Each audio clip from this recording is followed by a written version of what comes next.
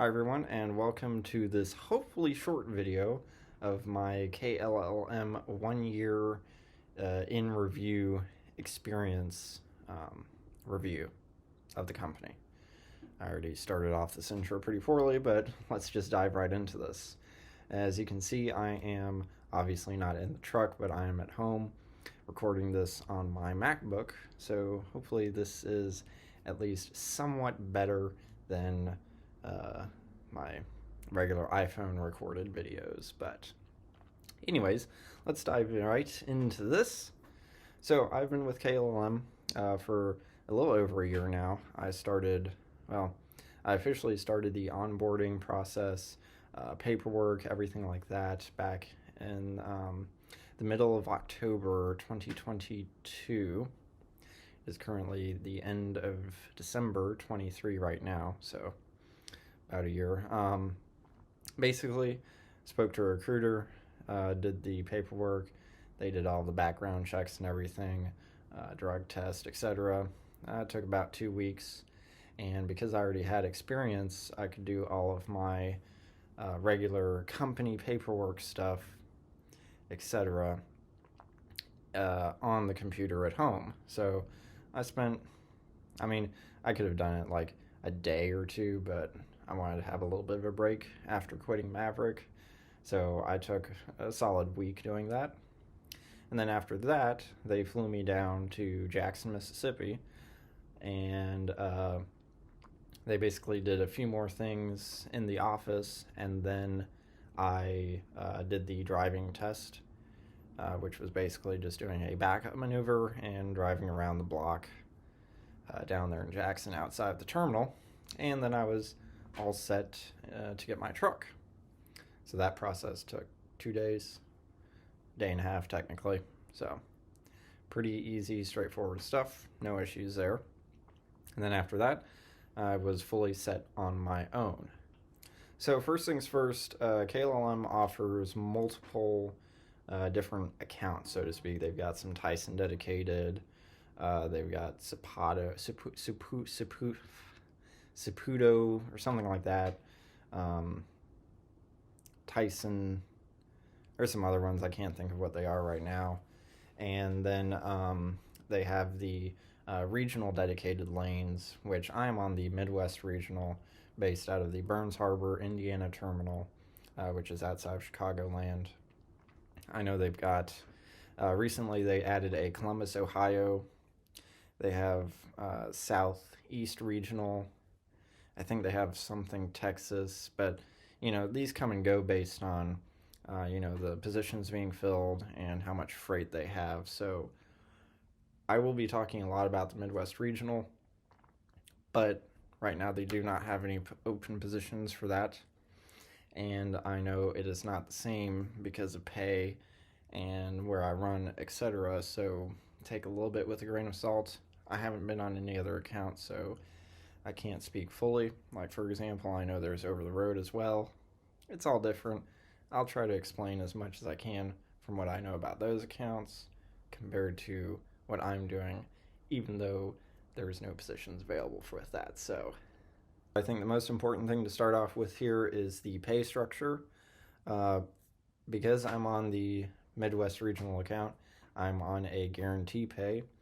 My guarantee pay is $18.25 a week, but that means I have to be available beginning Tuesday morning at 10 a.m. and work through the entire week. I cannot extend my 10-hour breaks.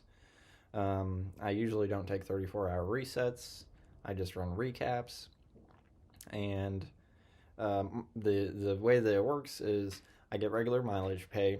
It's on the not sure what the exact term for it is, but it's like a split level. So you get your deadhead CPM. You have anything between 0 and 100 miles is like 79 cents a mile. And then obviously over 500 miles is like 60 cents a mile. So it's, it's not bad, especially if you're doing, local stuff. But first of all, with 10-hour breaks, and if you've watched my other videos, you've definitely heard me complain about it, because there have been many times where I could extend my 10-hour break it would not affect the load, but I still had to just do the 10-hour break and get going. And from what I've experienced, regardless of what's happening during that 10-hour break, like if there's a maintenance or breakdown that I'm dealing with, yeah, you are SOL if that's the case. Now, luckily, even though those have happened, I've only missed my guarantee pay twice in the year that I've been here. Now, obviously, if I take a short week, to get home or something, obviously I'm not getting my guarantee pay. I'm only getting my mileage pay. So, in terms of mileage, again, this is Midwest Regional. I cannot speak for over the road aside from what I've seen on Facebook and what people complain about, in terms of, oh, I've been sitting, oh, I only get X amount of miles. So, I don't know. Everyone's different. But for me specifically, I'll consistently do about 2,200 miles a week. I've done definitely more, definitely less, but having that guarantee pay added on to my actual mileage pay is nice. There have been one time where it was like $800, and plenty of other times where it was like $100 just to get to that 1825 level. And in terms of exceeding the guarantee pay, which you can do if you get enough miles, then obviously you're going to get paid for the miles and more. And, you're not capped out at the 1825. I've only done that twice, so it's okay. I'm not necessarily complaining. Now, the other thing is, if you don't start out on a Tuesday, like coming on from your home time, and you start out on Wednesday, for example, then it's 1675, I believe. Something like that, roughly 16 something. So they try, but if you come on the road from home time like Thursday through Monday, then you're just getting paid based on the miles that you run for that short amount of time. So that's okay. Like I'll try to do my home time, get home sometime on Tuesday, and then leave out that following Tuesday morning, so that the home time is about a week, and that just cycles on the Tuesday to Tuesday paycheck for me to get the guarantee pay. So it works out. Now, flowing into the home time, they're pretty good about in terms of what you get for home time. So basically it works is you get 2 days for every 7 days that you work. Now, a few interesting notes about that is, for the every 2 days, the 7 days you work, you can only take a maximum of 6 full days at home before you have to turn in the truck. So you can accumulate up to 14 days, I believe, so like 7 weeks, 14 days home.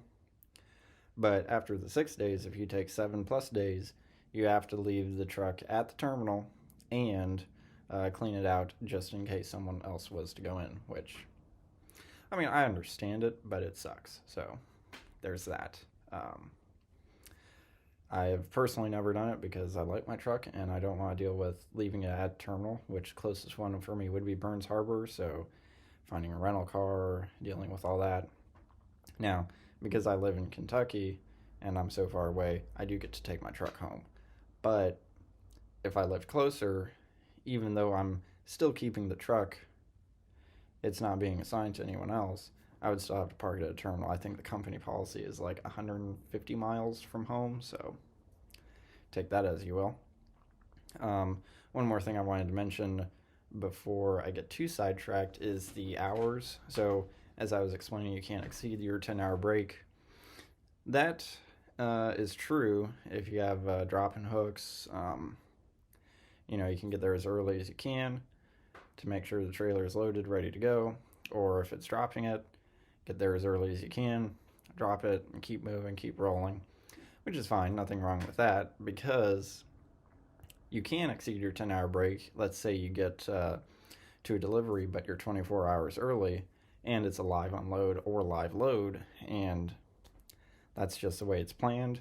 Unless they want to swap with you, you're just going to sit there and wait. So that's the time you can exceed your break time and not have to worry about it getting, you losing your guarantee pay. So there's that at least.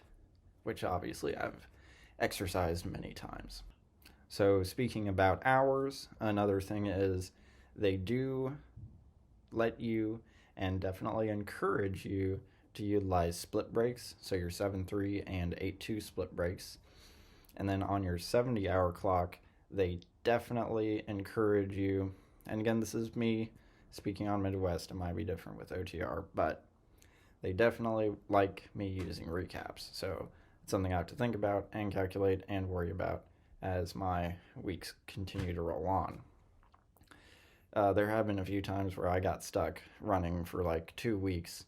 Right at midnight, I'm out rolling because that's when my clock reset.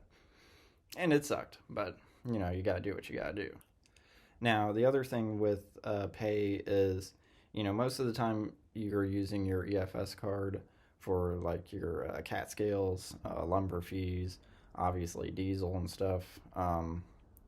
Sometimes when you're getting the trailer washed out, if it's not a Blue Beacon or a Iowa 80, Truckomat, whatever the hell those are called, then you're going to have to pay out of pocket for that trailer washout. But you just do a simple reimbursement thing through your phone and through the truck tablet, and you get that on your next paycheck. And for the most part, I have not had issues with it. The only time I've had issues is if I was doing a trailer swap and not completing that delivery and never got paid. There was one time I had to pay a lumper fee and I never got reimbursed because there was a mess up, and for whatever reason I couldn't use my card, I couldn't get a money code, so I had to pay off my personal credit card and never got reimbursed. One time I filled up the trailer with diesel because the entire computer system was down and they couldn't unlock my card.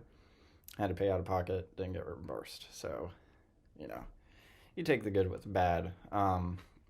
Speaking of that, though, KLLM is one of those companies that they do pre-plan all of your fuel stops, utilizing Pilot Flying J, occasionally using a TA Petro.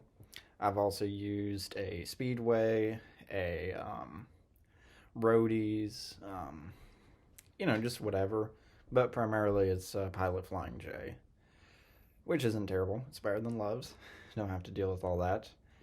I don't like Love's, but they plan the fuel stops for you, and you just have to go there. But you can always call up to your discretion if you're running low, or if you need to fill up the trailer before dropping it, or if the fuel routing is so wonky that it's like adding, multiple times they'd have a fuel stop, and it's like, that's going to be like a 2-hour deviation to my total trip. I'm not going to go there. I'm just going to keep pushing through and get fuel when I need to. So, you can call and do that. But, for the most part, I haven't had really any complaints with that. And I would always get fuel when I needed to if I felt like it would be better. So, can't complain. I know some people don't like that rigidness, but in my opinion, it's not really that big of a deal. So, with that, I'll jump into equipment, KLLM equipment. So they primarily run either the Freightliner Cascadias or the Peterbilts. They try to rotate out the trucks every 2 years, I believe. So trucks, for the most part, are nice and new. Obviously, you'll see older trucks, but those are the least purchased trucks. And what they have slowly been doing, which is really nice, I honestly hope I get one of these trucks soon, is they're coming out with Mirror Eye on all the trucks, which is nice and exciting. Other information is the trailers, standard utility branded trailers. No big issues. They do have new ones every year that they put out on the road. The only complaint that I have is with these newer utility trailers, for whatever reason, they off-track really bad. I don't know why. It's like pretty much a brand new trailer. I don't know if they're just that cheaply made or if they get damaged that quickly, but I've pulled a 2018 trailer that, pulled straighter than a brand new 2023, so that's beyond me. But otherwise, not terrible. It's a carrier reefer unit, and they are pretty quiet. I mean, they're loud, but they're not like obnoxiously loud, in my opinion. Back to the trucks, they utilize OptiIdle. There is no APUs in them, so you just have your standard bunk heater and your HVAC control system in the back. That truck will start and stop automatically based on temperature. For the most part, I can't complain too much, but there are times where it will not kick on during the summertime when I think it should. But for the most part, you just run the battery down a little bit, and truck starts for battery mode anyways. So there's that. The trucks themselves, they are governed at 62, 65 on cruise control, and then they have a Smart Pass, or Pass Smart, or whatever the hell it's called, for 30 minutes, and that gets you up to 70. And of course, these trucks all run in economy mode, so as you can imagine, they are a bit sluggish, but for the most part, they're okay. They're not the slowest trucks out here. I've pulled almost 79 500 loads. They manage. It sucks at times, but it's not the worst. It really isn't compared to some of these other companies out there. So yeah. Other than that, they have their standard safety features, such as your lane departure warning, blind spot warning, front-facing camera, no driver-facing camera, for reference. Mirror eye if you get a new truck. They've got adaptive cruise control. The interiors are pretty nice. They're, I would say they're the mid-range Cascadia. I'm not familiar with the Peterbilts, but at least for the Cascadia, mid-range. Comes with fridge, everything. It's it's nice, double bunk. You'll get a double bunk truck even if you're a solar driver. I can't really complain. It's a nice Cascadia. The one that I got had about 1,200 miles on it when it was assigned to me, and I've put over 100 on it in the year that I worked, which some people would say that's not a lot of driving, which, to each their own. But, I've had several issues with it. I've had a perpetual alignment issue, so I've gone through a bunch of steer tires. I've had a pretty bad coolant leak. I've had some electrical issues. I've had a really bad battery issue. That's actually going to be in a different video. But then again, that's not anything company related. That's more of just the truck itself. Everything is cheaply made nowadays. But in terms of the company itself and dealing with breakdown, the company is really good, in my opinion, based on the other companies I worked with, Werner and Maverick. Basically, I just call up the road breakdown department. I say, hey, I am at this Southern Tire Mart, or this TA, this Petro, this Speedco. I need to get this replaced. And they're like, okay. There's not really a lot of huff and puff about it. It's up to my discretion, and for the most part, they believe me. Or, obviously the repair shop sends them pictures and, blah, blah, blah. But in terms of me and the driver, I can say whatever needs fixed whenever, and they'll pretty much agree to it and not bitch about it and saying, oh, you can keep driving, you can keep whatever. Obviously, if there's a load or something, that's a little different, but I always, if I know something's happening, then I'll kind of try to whatever. But there have been times where I've been under a load and something's happened.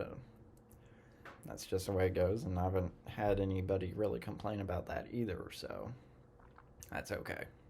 So, not the worst in terms of breakdown equipment. I'm pretty happy with it. And then all of the terminals have shops there. They do the bi-yearly maintenance, and that's about it in terms of maintenance, the 50,000 mile whatever. So could be worse. I know some of these places, they do stuff like every month, but yeah. And kind of on that topic, truck wash, trailer wash. So Obviously, doing reefer, you're going to get your trailer washed out after every single delivery. Company pays for that. Anything related to that, regardless of where you go, regardless of the cost. I went to a trailer washout in New Jersey once, and it was $75. Obviously, not a company place, so I had to pay cash or card, and I got reimbursed, no problem. So, now in terms of a truck wash, that's out of your pocket unless you go to a terminal that has a truck wash. So that would be your Atlanta, Dallas, and Jackson yards. They all have truck washes, at least that I've been to. And unfortunately, with Burns Harbor being my main terminal, they don't have one, so I miss out, but it is what it is. So on the note of terminals, we got a handful of terminals. The Jackson, Mississippi is the main terminal. Burns Harbor, Indiana, which is out of Chicagoland. You got Morrow, Georgia, which is outside of Atlanta. You got Lancaster, Texas, which is outside of Dallas. And I believe there's another one in Laredo. I believe there's another one in California.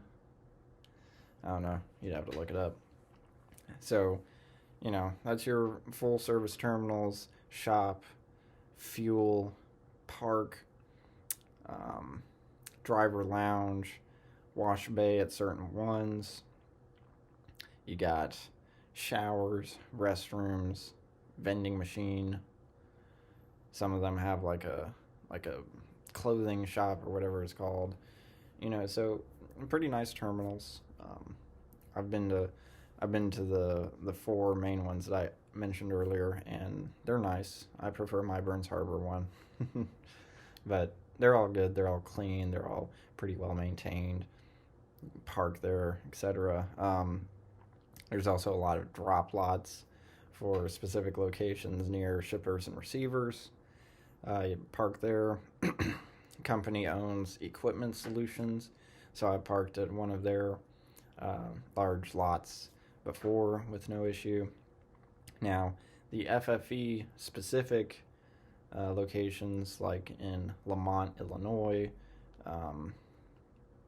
Burlington, New Jersey, for example, I don't know about those specifically, if they would let you as a driver get there just to take a break. Like, I've been there multiple times to deliver and pick up, and I've stayed there to finish my break.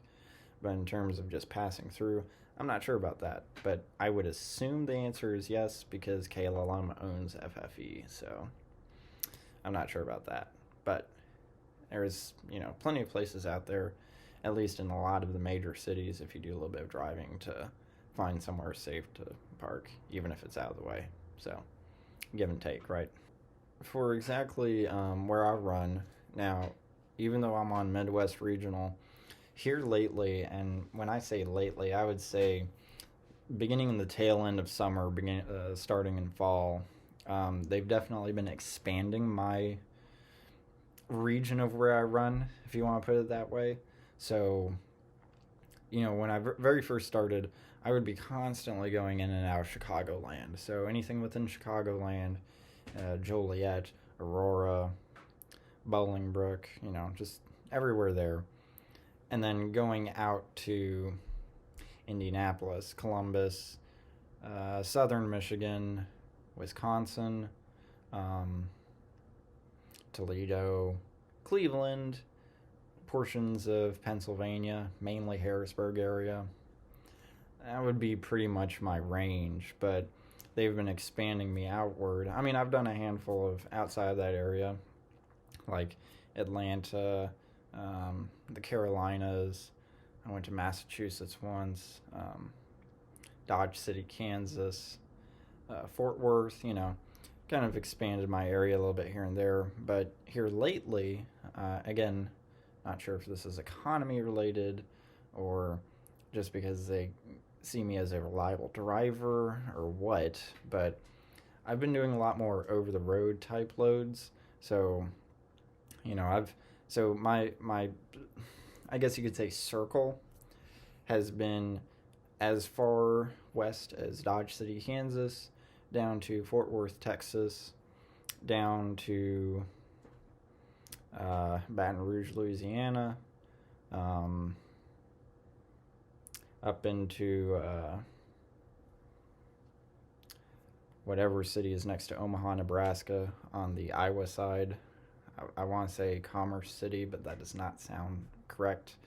Um, Central Wisconsin, pretty much everywhere in Michigan below 96 or along 96, Massachusetts, uh, all over Pennsylvania, Jersey, Delaware, um, Maryland. I mean, I've pretty much hit everything within, you know, the Midwest, chunk of New England, and the Southeast, except for Florida. I've gone all the way down to Savannah, Georgia. So, you know, that big circle, and it's kind of been all over. I mean, but back in the day, or for, you know, chunks of time, it would be Chicago to Columbus, Ohio, to Michigan, to Chicago, to Columbus, you know. So it's nice because now it's a little bit more variety, not a repetitive loop, but then again not as consistent. So, you know, give and take, I can't complain, and of course I don't know what's going on now within the company in terms of what's going on with me specifically. So I can't say much, but of course if you were to go over the road, you would be all over, because in the Facebook groups that I'm in, I see people talking about how they're in California, up along the West Coast, up along the East Coast, Texas, all the way up to Michigan, you know, so Wyoming. And, you know, that's good for them. I do not want to do over the road because I like to be close to home, and I like to go home often, which is fine, you know. Everyone drives differently. Everyone has different needs in their life, so I'm not one of those super truckers, I guess. But it is what it is. So there's that. A few things within the company. Otherwise, you know, I'm pretty happy with my personal dispatcher and a handful of the people that I deal with locally at the Burns Harbor office, because that's who I'll call, regardless of what load I am, wherever I'm at. They have a pet policy.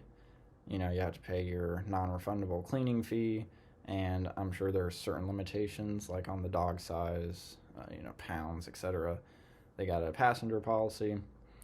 Obviously, at this point in time, I have my girlfriend riding with me full time, and, you know, it's nice. I have to pay I think it's like somewhere between $17 and $20 a month for insurance to have her in the truck.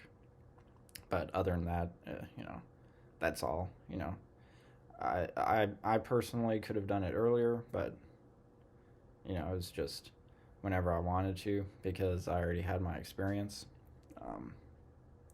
You know, so they do have some nice perks in that sense. I got a free hat when I first started. Anyways, now another thing is KLLM does have school. I know sometimes that is on and off because of, you know, what they need in terms of hiring. So it's like 3 weeks, and then you got to do 5 weeks with a trainer or something like that. And then you got like a however long probation period. Or you can join right after going to private school, and I think you still got to do roughly 5 weeks with a trainer. And then, of course, if you're coming over with experience like I did, then that is a very short, quick, fast process, which is nice. So overall, not bad. School locations, if anyone's interested, I know there's one in Burns Harbor, there's one at the Lancaster, Texas, and in, of course, Jackson, Mississippi, and I think there's one at the Morrow, Georgia location too, but I have to look that up. So other than that, you know, pretty good. Now, to briefly go over a few things that I've had issues with, big one mainly has been the home time. Now, for the most part, I will get the home time that I request, so to speak.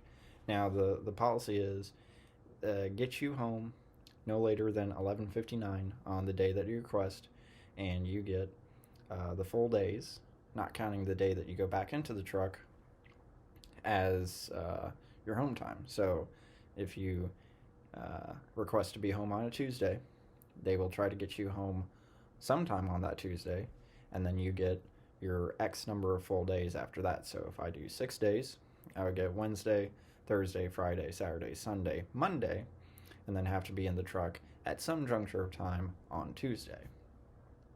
Pretty straightforward, relatively nice, but there have been times where I would make a delivery, and that delivery, would finish at, like, let's say 10 o'clock at night, but it would still take me 5 hours to, go drop off the trailer, since I only bobtail home. Then bobtail home, I wouldn't get home until 4 in the morning. And, there have been a few times where they didn't count that as, or they counted that as me already being home from the previous day. Now, that's only happened twice, so I think it was maybe just one of the people I was dealing with messed up. Because typically, if I speak to my personal dispatcher and explain that, or I explain there is no physical possible way that I will get home without having to take a break, due to log reasons, then that hasn't been an issue. So that, and then of course the actual home time request. I would say at this point in time, with the multiple times I've been home over the past year, it's about a 50% chance of me getting home on the day that I request.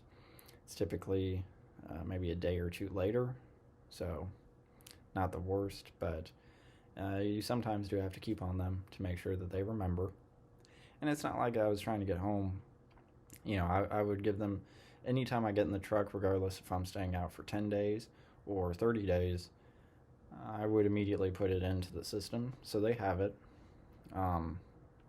It's just, it's just planners, there's a lot of moving parts, so I understand it, but at times it can be frustrating. So it is what it is, but ultimately it usually always works out.